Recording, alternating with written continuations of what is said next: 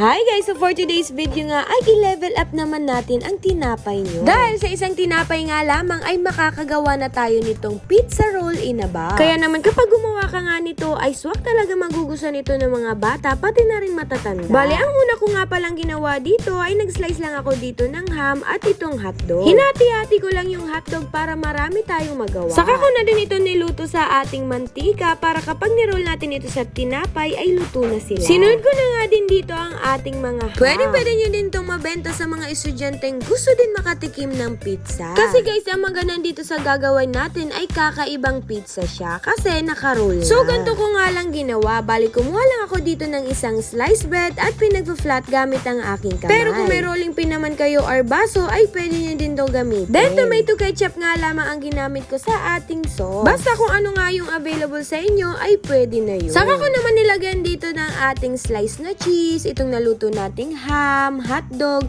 tapos naglagay lang ako dito ng ating bell pepper na hiniwa, tsaka itong tidbits na pineapple. At dito naman natin siya i-roll ng dahan-dahan para hindi lumabas nga ang ating mga nailagay dito. Para naman mag-crunchy ang ating pizza roll ay nilublob ko lang dito sa itlog, tapos kinut ko naman dito sa ating breadcrumbs. Sa pagluluto pala nito mga may ay pwede itong iluto sa ating mantika sa low medium heat nga lamang ang apoy. Then kung sa tingin nyo nga ay nag-golden brown na ito ay pwede na natin ito ihain at iserve. O kaya naman mi, kung meron nga kayong air fryer sa bahay ay pwede nyo din ito iluto dito. Dahil kahit walang mantika nga ito ay maluluto talaga dito sa ating air fryer from Simplas. Nilagay ko lang pala yung init niya sa 180 degrees Celsius. Tapos ang timer niya naman ay 10 minutes lamang. Sa loob nga ng 10 minutes ay pinagbabaliktad ko nga isa-isa para mag-crispy din yung isang side. Sa mga nagtatanong nga kung ilang liters nga itong air fryer namin ay nasa 4 liters nga ito mga mi. Kaya kung nagbabala nga kayong bumili ng murang air fryer ay nasa yellow basket ko na. O diba, makikita nyo talaga ang kakaibang luto sa mantika at sa air fryer. Tapos kung nasarapan nga kayo sa gawa nyo ay pwede nyo talaga ito pagkakitaan at ilagay dito sa ating sandwich box. Itong box palang ginamit ko dito ay nabili ko lang sa online kaya ilalagay ko na lang sa yellow basket or link sa ating comment section. Tsaka para na din sumarap lalo at mukhang presentable ang ating pizza roll ay nilagyan ko nga pala ito ng ating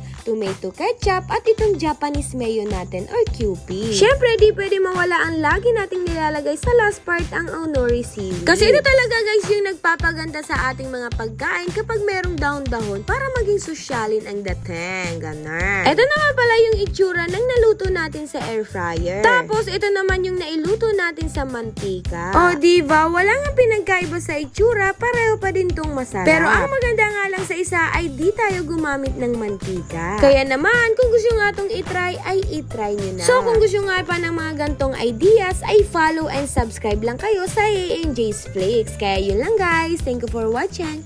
Bye-bye!